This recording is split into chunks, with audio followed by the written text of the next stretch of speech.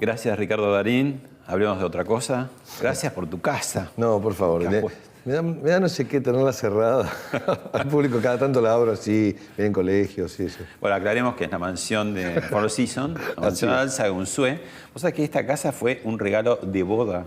Sí, lo sé. 1920, algo así. Impresionante, impresionante. O quería impresionarla muchísimo o estaba tratando de tapar algo. Ricardo, contame cuáles son las singularidades que no vemos de tu oficio, de ser actor, ¿no? De tu oficio se ve mucho, los personajes, la fama quizás, malentendida, pero no se ven otras muchas cosas, ¿no? ¿Qué va por debajo? ¿Cuáles son esas singularidades? Probablemente una de ellas sean las dudas, la incertidumbre, la sensación de estar parado frente a un abismo, a la hora de aceptar un proyecto, creerte apto, capacitado para encararlo y en un momento, en ese periodo final, previo al principio de un rodaje, te puede sobrevenir una sensación bastante paralizante de que no sabes muy bien dónde estás parado y para dónde vas a arrancar. Esa puede ser una de esas singularidades de las que hablas, que después se pueden ir tranquilizando en la medida en que encuentres una buena conexión con el director, sobre todo si es alguien a quien no conoces, con quien no trabajaste antes. Y claro, hay una especie de incertidumbre con respecto a cómo te vas a entender y demás, pero... Hay un poco mucho de intuición, porque digamos vos cuando mirás para atrás y tenés una vasta y larga trayectoria, en algún punto te sorprendés o decís, era esto, y entonces lo siguiente lo vas eligiendo por eso que estaba atrás o no.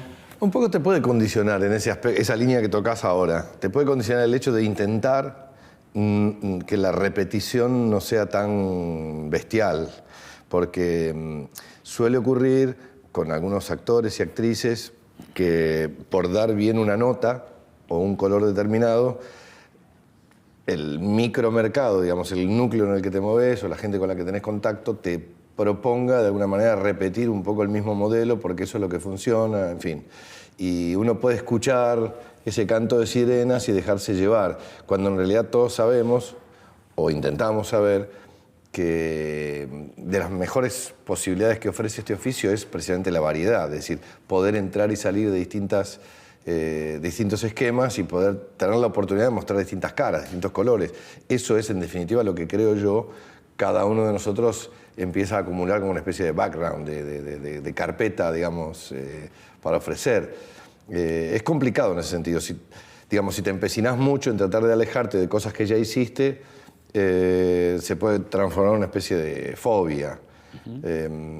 Inconscientemente siempre tratás de diferenciarse de cosas anteriores, pero no siempre se puede. A ver, tu arco actoral es amplísimo, de comediante a drama, digamos, podés hacer reír, podés hacer emocionar, podés hacer pensar. ¿Qué serías vos o qué querrías ser, digamos, decir, bueno, soy esto? Yo me veo como una especie de... La Campoy tenía... Ana María Campoy, tendría que ponerme de pie, pero voy a salir de cuadro. Tenía una serie de definiciones muy cómicas, entre paréntesis, y muy inteligentes. Una gran batalladora, una mujer que tuvo un camino, ella y toda su familia, que la habilita a tirar máximas así. Y yo he rescatado muchas de ellas porque tuve la suerte de estar muy cerca de ella durante muchos años de la vida. Ella decía que están los actores buenos, los actores malos, los actores muy buenos, los actores muy malos, y después están los cómicos. Los cómicos pueden hacer cualquier cosa, decía ella.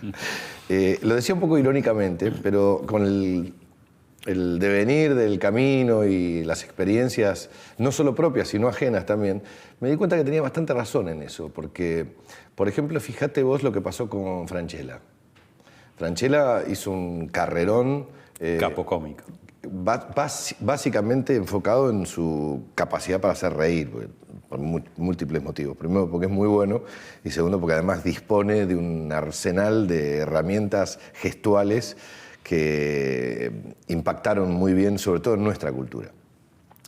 Y sin embargo, de pronto hace un viraje y descubrimos que el tipo tiene además un gran espacio no explorado para encarar otro tipo de personajes, ¿no? De historias incluso, y atreverse a mostrar oscuridades. Y ahí es donde se me pega un poco con la definición de la Campoy. No estoy hablando de mí, pero me parece que en todo caso lo que a mí me resultaría más cómodo decir es que es cierto, yo he hecho de todo un poco, he hecho cosas que me gustaron, cosas que no me gustaron, cosas que me emocionaron y me motivaron muchísimo. Y incluso... Pará, porque tenemos justamente para mostrarte una cantidad de cosas, algunas pocas, porque si no serían todo el programa. Lo vemos en la comedia. Muy bien. Ricardo Darín por Truman. Estos deben estar todo el día fumando marihuana, escuchando música, cogiendo. Qué hijo de puta. Ser joven es lo mejor, ¿no? No me lo imagino este muchacho trabajando.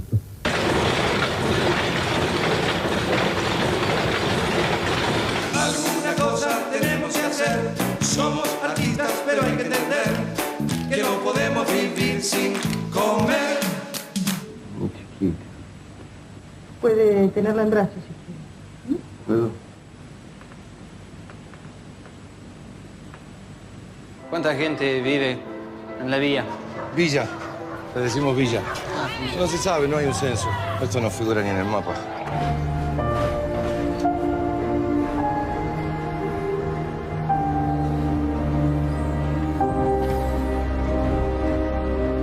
Dijiste cheque, la reputa que te parió. Dijiste cheque. Y bueno, me llamaste a última hora. ¿Qué querés? No tuve tiempo de preparar nada. Pedazo de pelotudo. Tomaste la nuez que sos un inútil de mierda. Andá. ¿Cómo dijiste? Pedime disculpas. ¿O querés pasar la noche acá adentro? ¿O también? Pedime disculpas, cara de pija. ¡Llama a la seguridad! ¡Pará, flaco! ¡Tranquilízate! ¡Llama a seguridad! ¡Llámala!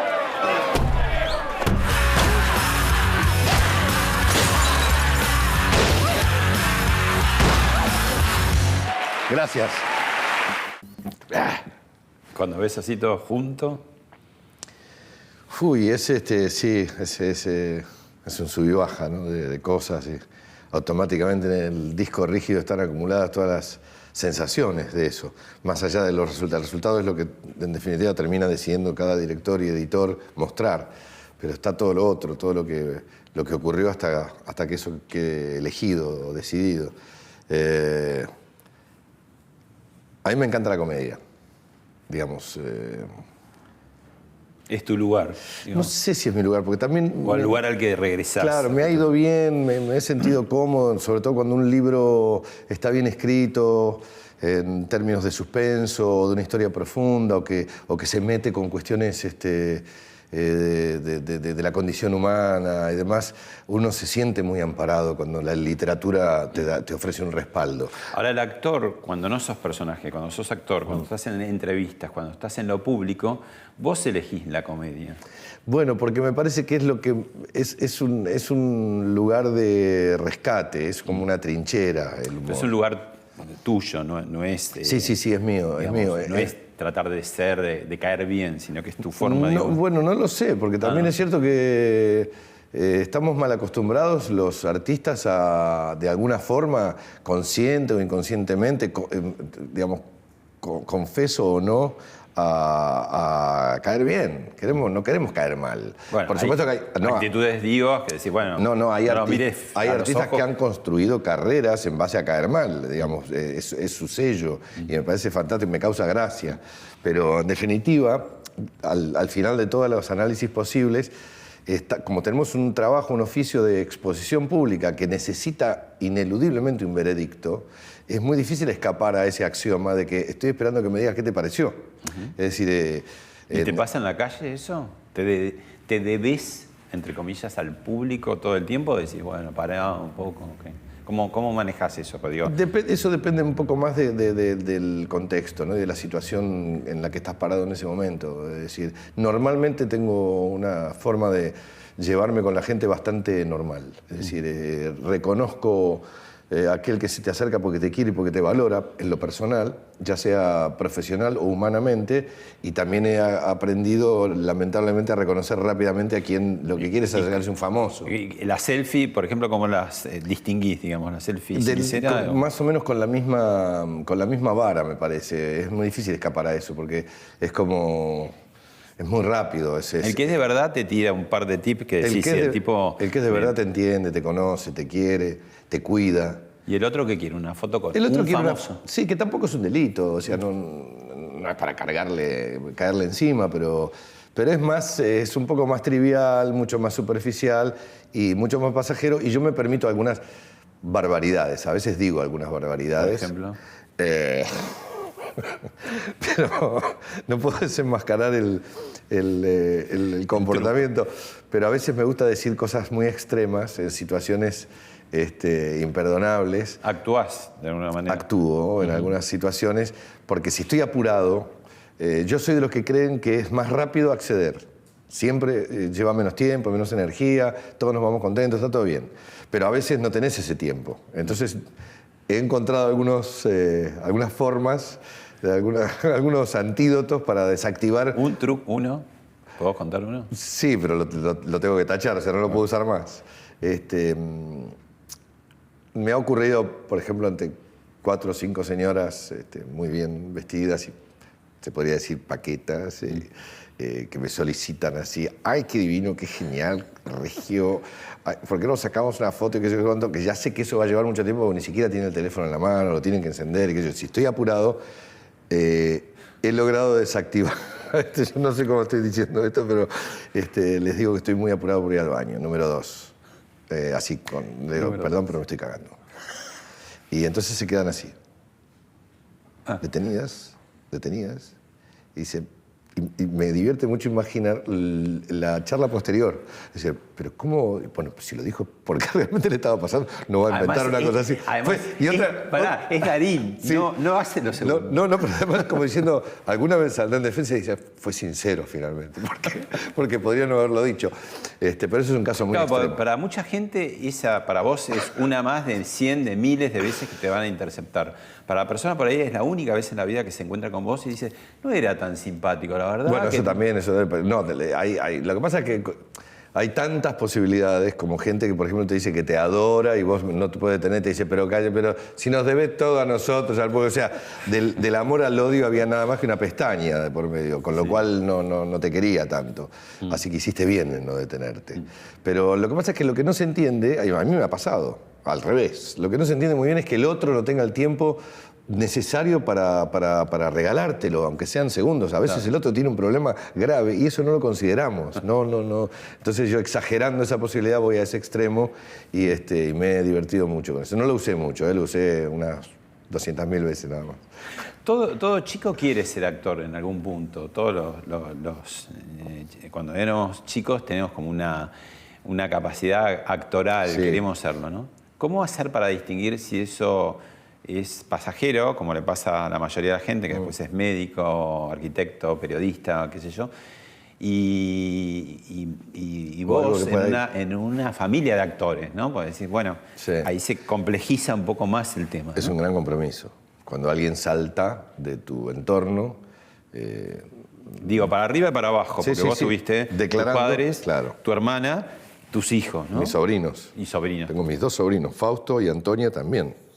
Y tengo otro más, Germán, que está estudiando teatro en Madrid.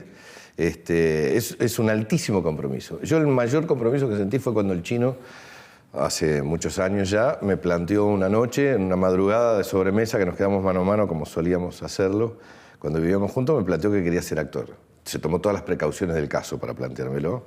Dio muchas vueltas y me dijo, ¿vos qué pensarías si yo te dijera que en vez de no sé qué? ¿Cuál era ese en vez de...? Estaba planteado algo. Estaba a punto de anotarse en ingeniería, para hacer ingeniería no sé si industrial o química, no sé qué. Y nada que ver. No, nada que ver. Y yo creo que él también lo sintió, lo percibió. Estaba medio como siguiendo un impulso más grupal que personal. Sus amigos, sus 2 o 3 mejores amigos, se habían anotado en ingeniería. Era el momento ese de los chicos en que tienen que decidir sí o sí, fatídico momento que tienen que decidir qué van a hacer el resto de sus vidas. Y nosotros los empujamos, además, a que tomen esa decisión de ahora a la eternidad. Él se tomó esa precaución, me dio toda una serie de rodeos, de prudentes rodeos, y me dijo, ¿qué pensarías? Él lo que quería saber es qué pensaba yo si él tomaba esa decisión. Y yo le dije exactamente lo que sentí en ese momento. Le dije, estás en el momento exacto en tomarte todo el tiempo que quieras, todos los años de tu vida que sean necesarios para intentar averiguar no qué va a funcionar más, o qué es lo que te va a hacer feliz. Porque eso es algo que a los ciudadanos, por lo general, tristemente, no les ocurre. Digamos, la ley de la supervivencia y de tener que mantener una familia muchas veces te empuja a tener que hacer cosas que no son las que te hacen feliz, pero son las que mínimamente te garantizan mantener una familia. Eso no tiene mucho que ver con la felicidad. Si un chico tiene la oportunidad, por un don, una capacidad, una inclinación o una vocación de hacer algo que intuye que lo va a hacer feliz, tiene que ser estimulado a eso. Y yo sentí en ese momento que lo tenía que estimular. Esto forma parte de las estupideces que hacíamos en casa, burlándonos precisamente del personaje. En casa siempre nos burlamos del fulano. Contanos ahí quiénes son. Esta es una foto, aquella. Esta es una foto del patio de casa, una casa que nos hizo muy felices, pero que no tenía mucho espacio, atrás sobre todo, y entonces pusimos una pelo pincho, hacía mucho calor, y no sé por qué motivos no nos habíamos podido ir de viaje, no creo que fuera por motivos económicos, a pesar de que yo lo estoy utilizando irónicamente, y nos metimos todos en la pelo pincho y nada. Boludeábamos, nos gastábamos bromas. Nos gustaba mucho siempre, ahora ya hemos aflojado un poco, nos gustaba mucho burlarnos del fulano, de Ricardo Darín, que se supone que ¿no? la figura, que yo no sé cuánto, nos gustaba meterlo en pelopinchos y esas ridiculeces. ¿Cuáles son las fortalezas y debilidades de un actor? A ver, fortaleza yo diría, en principio, memoria, debilidad, el tema de, bueno, la vanidad en algún sentido, qué sé yo. El ego es el gran enemigo. Pero también es necesario, ¿no? Pues si no te crees nada, es difícil. Sí, no, digo, lo menciono como enemigo no porque haya que destruirlo, sino porque tiene que estar bajo control. ¿Y está bajo control? ¿En mi caso? En general y en tu caso. En mi caso yo creo que sí. Yo he hecho una gran lucha, he mantenido una gran lucha contra el ego. Es difícil. ¿Qué sería lo más difícil? Lo difícil creérsela, digamos. Creérsela es un facilismo, decirlo de esa forma, digamos, porque abarca mucho. Sí, pero es eso, es simplificarlo de esa forma es justo. Es creérsela. Bueno, tú puedes creer que eso es un fenómeno, aunque te lo digan, aunque te salga algo bien, y entonces en ese momento circunstancialmente seas muy valorado o sobrevalorado incluso, ¿por qué no? Por acumulación no podés llegar a la conclusión de que sí, es verdad, vos sos un fenómeno. Yo tuve mucha suerte en la vida, ¿sabes? En muchos aspectos.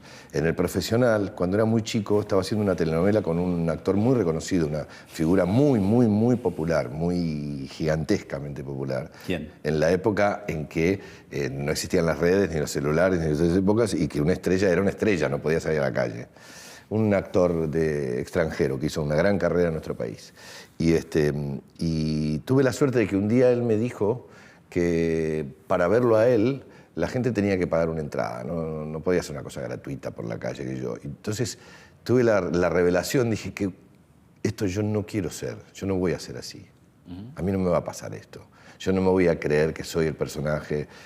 O sea, fue de una gran ayuda, ¿no? Es muy valorable descubrir rápidamente qué no querés ser. Después puedes averiguar qué querés ser y tomarte un tiempo, pero qué no. ¿Qué se hace con algo que no tenemos el resto de las profesiones y oficios, que es los tiempos muertos, ¿no? Algo que uno diría, uy, qué bueno tener tiempo muerto, barra vacaciones, pero no es vacaciones. Hablemos del ocio. Claro. Tiempo muerto no es exactamente ocio. ¿Qué es? Es una espera, digo, con además los matices, ¿no? El que no es exitoso, ese tiempo muerto puede ser larguísimo. Son distintas versiones, claro. El gran flagelo del actor es... Estamos hablando, aclaremos, tiempo muerto es el interregno que hay entre un trabajo y el otro. Sí. O sea, no es una oficina, esto es alguien que llama. Sí, se supone que no estás activo, digamos, en ese momento. Claro. Lo que hay que aclarar es que el gran problema del actor, de los actores en general, los actores de todo el mundo, nosotros nos acordamos de los actores que conocemos, los que son fácilmente reconocibles, que generalmente son los que más suerte tienen, a los que mejor les va. Esos tienen una frecuencia de trabajo, una frecuencia de proyectos, una frecuencia de planificación determinada. El flagelo es el otro, el flagelo es el actor que depende de los ramalazos de suerte, de las oportunidades, de la convocatoria. Ese stand-by, ese fuera de juego, ese es tremendo.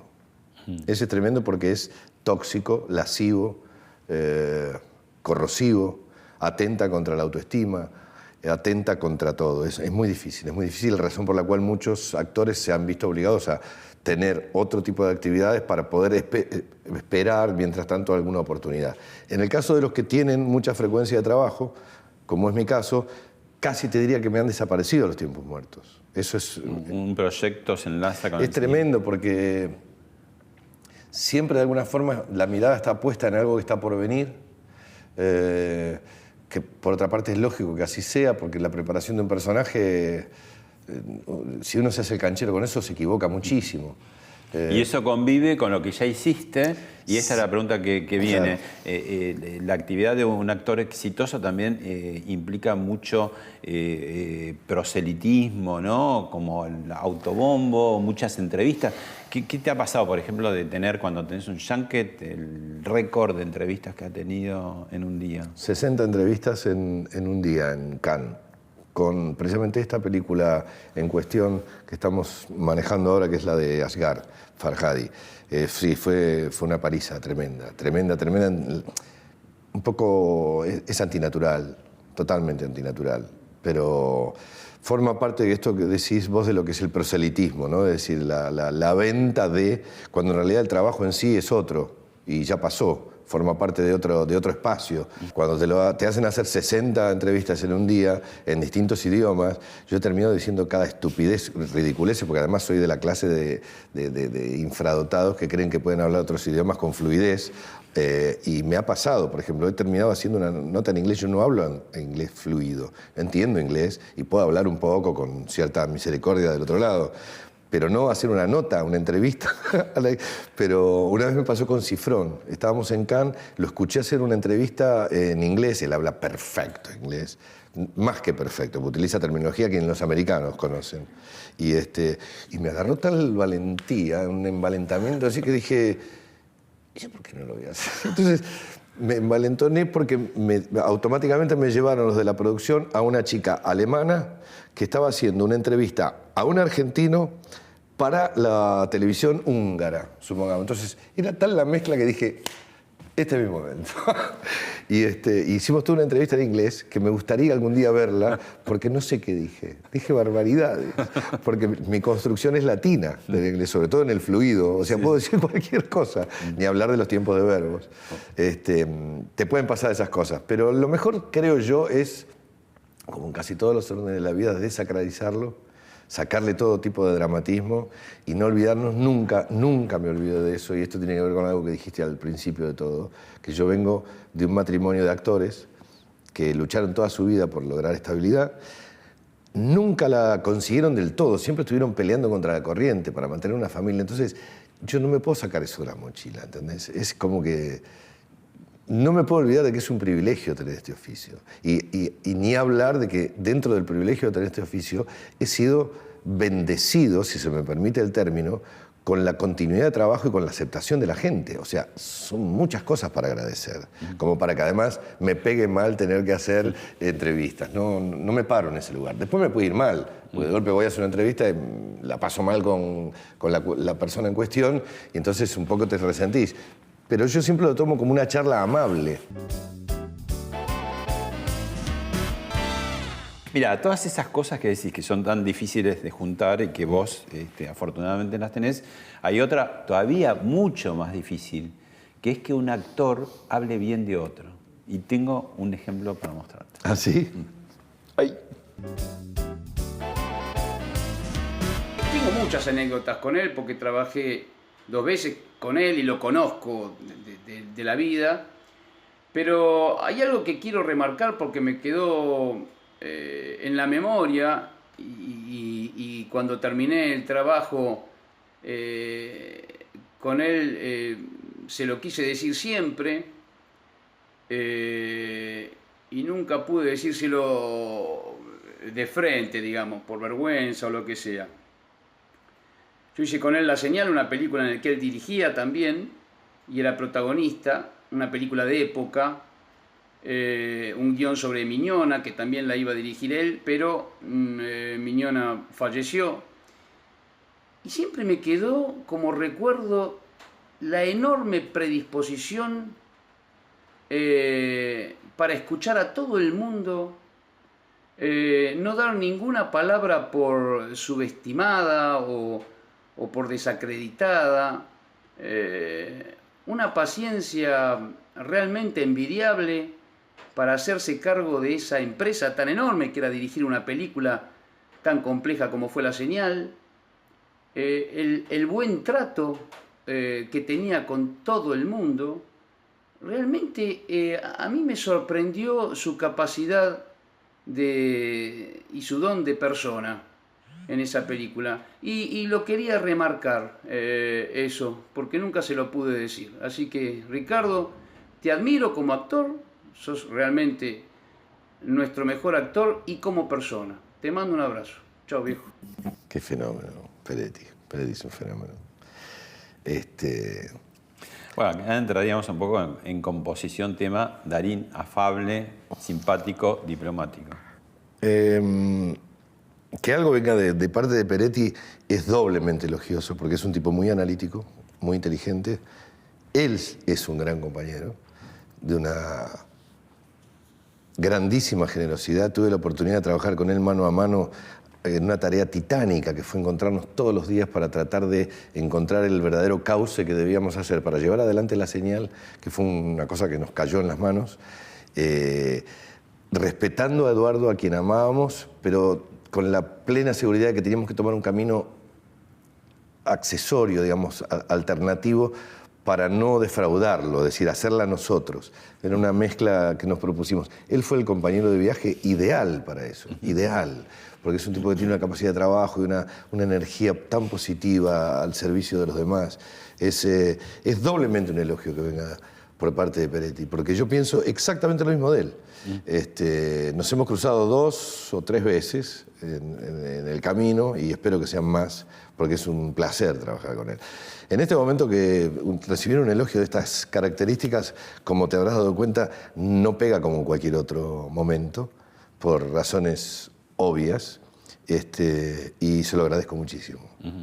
Pero vos tenés esa característica, por lo que decías, de el buen trato, el caer simpático. Digo, eso es algo que lo trabajás, está en vos y lo trabajás. Pero la simpatía puede tener una doble faz, ¿no? Es decir, puede ser, como decías al principio, es un trabajo, es una actitud elegida para encarar el mundo, o es natural. ¿Es natural y vos lo enfatizás o...? Yo no sé si soy simpático, yo suelo ser bastante más ácido de lo que la gente cree. Yo disfruto del trabajo. Dijiste que en algún punto sos intolerante, pero trabajás mucho para... Sí, porque se nota cuando no sos tolerante con algo que opina alguien, con algo que piensa alguien, con una idea que alguien trae, que lo único que quiere es contribuir. Se nota si no estás otorgándole el espacio necesario, mínimamente necesario como para que la exponga. Cuando tenés un rol como es el rol de la dirección, que es tan abarcativo, de tantos departamentos y de tantas personas, tenés que encontrar el espacio necesario para escuchar a todo el mundo, porque incluso porque es inteligente pensarlo, que muchas veces alguien te puede sacar las papas del fuego, te puede estar revelando algo que no habías descubierto.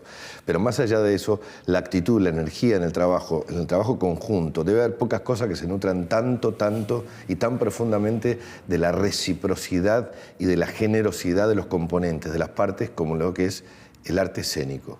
Es decir, el que se quiere cortar solo y quiere hacer las cosas a su modo, que los hay, le pueden salir bien las cosas y se puede hablar muy bien de ellos, incluso, para los no muy avesados.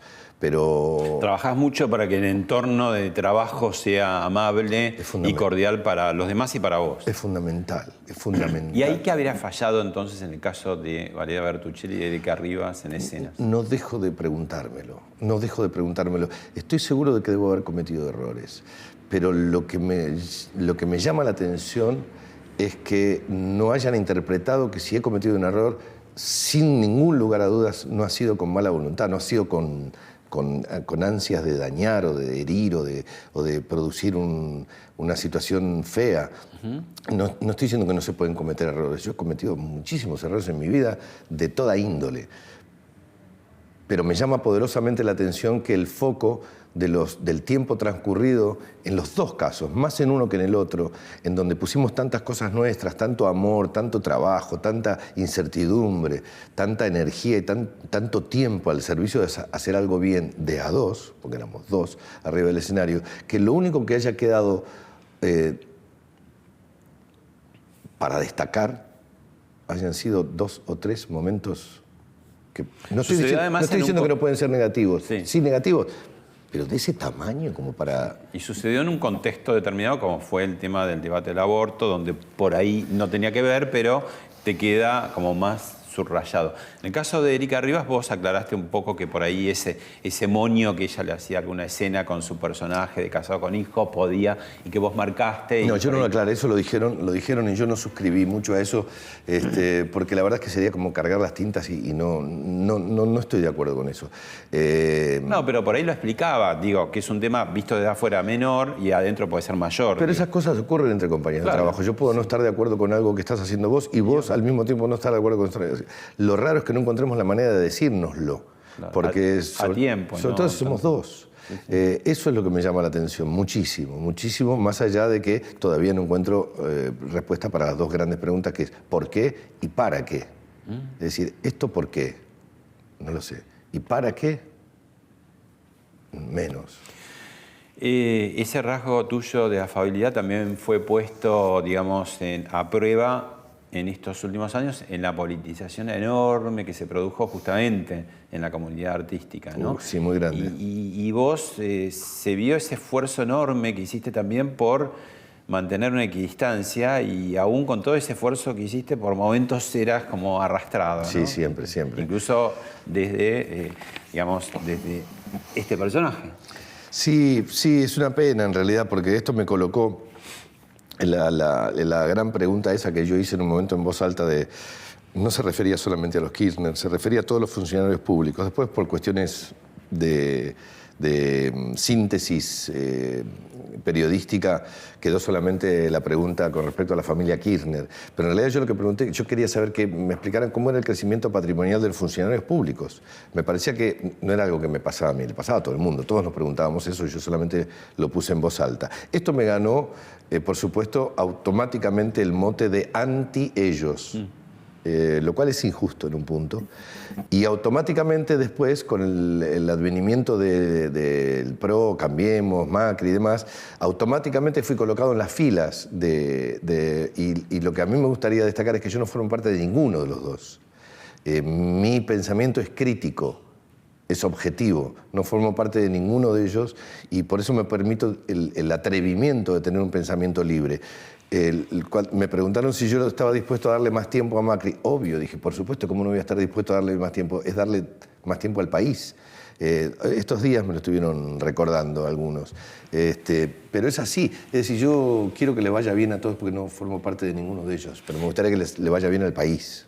¿Y te produce algún tipo de chisporroteo o cómo lo administran amorosamente, familiarmente, tener tu hermana Alejandra, digamos, presidenta de la Asociación de Actores y con una postura así políticamente mucho más definida, ¿no? Sí, ella está mucho más inclinada y definida, no sé si en forma partidaria, porque según he hablado con ella no es así, pero sí claramente en contra de políticas actuales. Sí, sí. Yo hago un esfuerzo sobrehumano y creo que ella también, para que eso no interfiera en nuestra relación fraternal, lo cual no siempre es posible y no siempre es fácil, pero el amor que nos tenemos, no solo entre nosotros, sino nuestra familia, hace que podamos surfear esta situación, por lo menos en la actualidad. ¿Y cuándo se desarmaría la grieta? Si eso es posible. Yo abono todo el tiempo por desarmar la grieta. Defiendo a colegas que defienden cosas o defienden posturas con las que no comulgo, simplemente porque no estoy de acuerdo con que se los sentencie y se los exponga al escarnio público por sus pensamientos políticos, y que se los mezcle y se los trate de una cosa o de la otra. Me parece que eso es muy confuso. Lo he hecho muchas veces. Y en lo fáctico nunca me he sentido en ninguna mínima incomodidad con respecto a la conformación del elenco, formar parte de un elenco con gente de distintas posiciones políticas. Me parece que esa es la forma. Ojalá pudiéramos trasladar eso de ese terreno a todos los otros terrenos posibles en la sociedad. Lo que pasa es que hay que trabajar para eso, hay que ser un poco más amorosos y ponernos un poco más en el lugar del otro y no creer que porque el otro piensa distinto a como pienso yo se convierte en mi enemigo. Pero es tan difícil luchar contra eso porque esto viene de unitarios y federales. Son posturas aparentemente irreconciliables, pero en definitiva creo que esa es la gran deuda que tenemos como comunidad. No nos podemos olvidar de que, equivocados o no, todos querríamos, para todos nosotros, apuntar hacia un destino mejor. Ricardo, ¿dónde estabas y qué sentiste cuando pasó esto que vamos a ver ahora?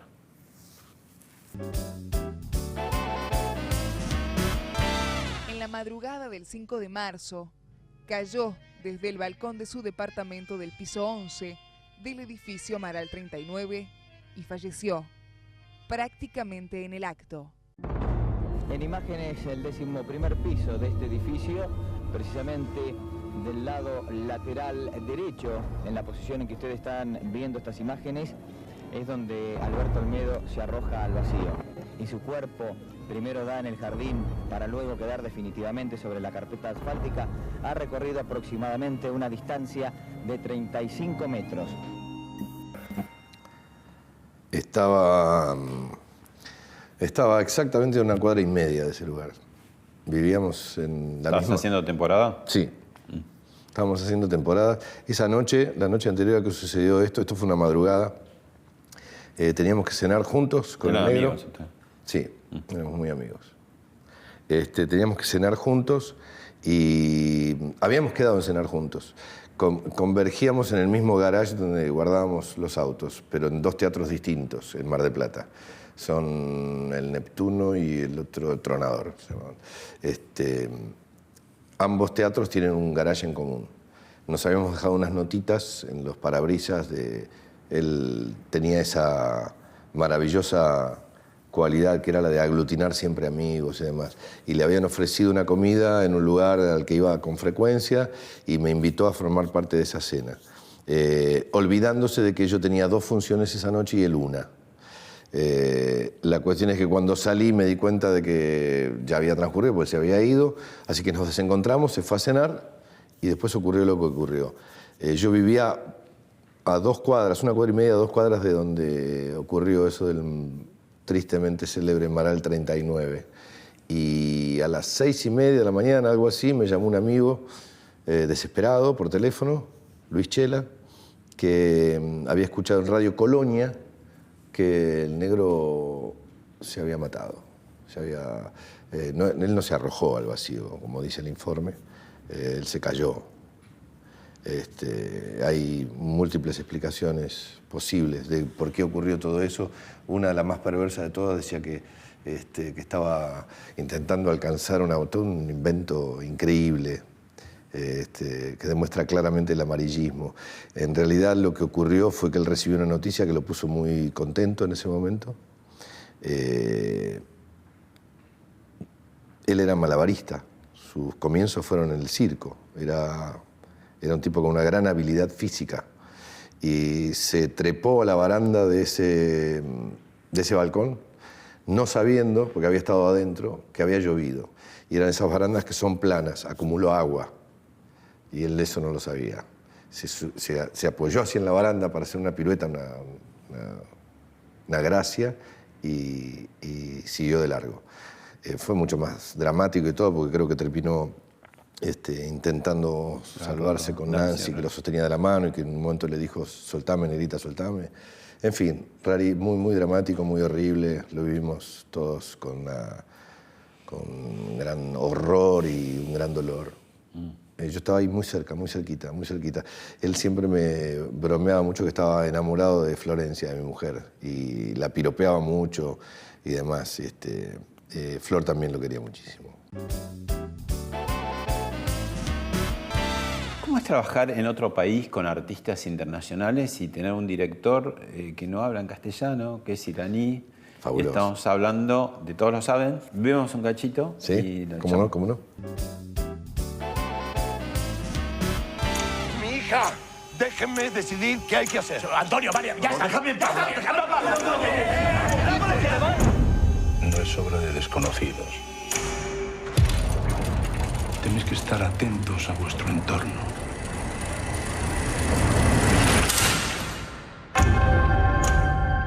Si tú estás de acuerdo, hay una manera de ayudarla. Te estás involucrando demasiado en este asunto. Oye, ¿tú confías totalmente en tu marido? ¿Qué más dijiste? Todo. Nos lo habíamos jurado. Están todos metidos. Y trata de descubrir quién no sabe. Ahora, todos lo saben. Fue fabuloso trabajar con Asghar. Asghar es un tipo muy inteligente, muy sensible. ¿Cómo se entendían? Al principio fue duro, porque dependíamos pura y exclusivamente de los traductores que tenía él, dos, Matsume y Ahmad, dos personas maravillosas, con una gran energía y muy solícitas a todo tipo de pedidos y requerimientos. Pero después, como suele ocurrir en estos casos, empezamos a encontrar un idioma en común, que era una mezcla de español, inglés y algunas palabritas que yo pillé del persa. Y básicamente creo que nuestra cinta transportadora en la comunicación fue el entendimiento, ¿no? La conexión. Él destacó por ahí también que vos estás en todos los detalles. Sí, porque para los que somos unos enfermitos de seguir cada una de las cosas, y además al mismo tiempo también tenemos una capacidad para detectar cuando nos encontramos con otro enfermito. Es como, claro, nos vimos trabajar. Ajá. Y enseguida nos reconocimos. He leído por ahí que Bardem habla cosas muy lindas de vos, pero decís, bueno, estoy trabajando con Penélope Cruz, con Bardem, ¿no? Vos también sos un gran actor. ¿Hay cholulismo mutuos a veces entre los actores o no? Sí, pero ese es todo cordialidad y amabilidad, es amoroso. Yo no me puedo olvidar las cosas que ha dicho Javier de mí, de mi trabajo. No se las he escuchado decir nunca a nadie, ni las volveré a escuchar, porque, sobre todo por el contexto, las cosas que ha hecho él con respecto a mí hace ya muchos años han sido muy, muy fuertes. Y a mí me pasa, por ejemplo, en este caso, yo fui al cruce de trabajo con Penélope. Con él nunca habíamos trabajado juntos, somos muy amigos desde hace casi 20 años, pero nunca coincidimos. Hace años que venimos buscando en qué momento, cuándo, cómo. Nos han ofrecido proyectos que por un motivo o por otro no pudimos aceptar. Yo tuve una obra entre manos para ofrecerle a él y él estuvo muy entusiasmado, pero después no quiso, no sé qué, no pudo. Pero lo que a mí, como lo conozco mucho, no tenía tanto vértigo con respecto a él porque lo conozco mucho como amigo, como persona y como profesional. Mi mayor incertidumbre era con Penélope, porque somos amigos desde hace unos años, pero a partir de que están juntos, entonces por ósmosis nos fuimos conociendo más. Pero nunca tuve la oportunidad de tenerla bien visualizada como actriz. Y en esta oportunidad que tuvimos tanto mano a mano, todo el tiempo, permanentemente, la mayor parte de nuestro tiempo fue en forma conjunta, quedé asombrado. La verdad es que es exactamente lo que sentí, es una actriz enorme. Y lo curioso del caso es que tengo la sensación de que no es justamente valorada como actriz en su capacidad, como reconocida como una verdadera estrella, digamos, cinematográfica. Y en realidad es mucho más grande como actriz que todo lo mega estrella que pueda ser. Es tremenda, le he visto hacer cosas de una habilidad y una capacidad asombrosa. Y eso me fortaleció, me dio mucha alegría. Bueno, en una entrevista larga como es esta, no podía faltar el capítulo Susana. Susana Jiménez, María Te Susana dice Jiménez. ahora que vos estás más viejo que ella, ¿no? Se nota que... Es verdad, siempre fui más viejo que ella. Así que en nuestra relación yo parecía el padre de ella. Ya desde el comienzo Sí, vos sí, eras sí. muy chico. Muy Sí, joven. pero a mí es... Una época que todavía impresionaba la diferencia de edad, ¿no? Sí. Y cuando se dice 12 años, decís, bueno, puede ser. Sí, pero en realidad es algo que me persigue a mí desde que tenía 12 años, porque mis amigos eran mayores siempre, 3 o 4 años más grandes que yo, pero no sé por qué. A lo mejor porque yo tenía grandes charlas con mi viejo, y mi viejo era un tipo que te ayudaba mucho a pensar, a analizar, le gustaba estimularte el pensamiento libre y demás. A lo mejor por eso, imagino, probablemente, siempre tuve cierta tendencia a tratar de ayudar a analizar las cosas de los demás en charlas o en cosas medio terapéuticas, por decirlo prudente y humildemente. Pero con Susana concretamente yo era el padre, yo le decía cosas y yo me decía, pero ¿por qué no me vas a decir a mí lo que yo tengo que hacer? Susana es un personaje increíble, yo la adoro, ha sido muy buena conmigo, muy generosa. En muchos sentidos. Nosotros hicimos Sugar, para que te des una idea de su generosidad. Nosotros hicimos Sugar juntos. Sugar es un personaje, es una obra. Sí, una obra. Yo la vi, esa versión la vi y vi la obra, la última. Bueno, recordarás... Año 86. 86. Yo solía leerle los libros, todo lo que le llegara a ella o lo mío, yo lo leía yo en voz alta para los dos. Así era medio la metodología. Ella viene con Sugar en la mano y me dice, tenés que leer esto, leamos esto que yo. Entonces, y digo, porque me dice, porque acá hay un personaje que vos no te podés perder. Le digo, pero ¿y vos qué? Me dice, no, bueno, Sugar Kane lo hizo mal, está todo bien, y que yo, entonces es un personaje más, está al servicio de la comicidad de los dos actores que la secundan y demás. Me dice, pero vos no te podés perder este personaje. Ella fue el motor de la construcción de ese proyecto, básicamente porque no quería que yo me perdiera a ese personaje. Y tenía razón, hubiese sido una pena perdérselo, porque yo no solo me divertí muchísimo con ese personaje, sino que además fue un desafío y aprendí mucho de la experiencia de tener que hacerlo. En términos de baile, canto, comedia musical, encarar ese abismo que es tener en el foso 40 profesores de música y 30 personas de baile que entran por un lado. O sea, subirte a esa locura fue de mucho aprendizaje para mí y se lo debo a ella, como tantas otras cosas. Mirá este pasaje de una charla entre Gasalla y Susana, que habla de vos. Muy bien. ¿Viste? La que salió a hablar fue una suegra tuya. ¿Hablar de qué? De que vos eras linda, buena. No, bien. La consuegra. Jorgelina. No. ¿Quién? La madre de Darín. ¡Ay, qué amor! No sé cómo se llama. Después que él René. vino... René. Después René que Roxana. Que él vino acá, Sí. le fueron a hablar a ella. Dijo que fuiste la mejor, la más linda, la mejor amiga Ay, mi de ella, amor. que ella te ama. Yo también la Dice amo. que no quería ella que se separara. Bueno, abuela, no vamos a decir estas cosas en cámara porque él... Pero ella lo dijo, yo no lo dije. No, ya sé.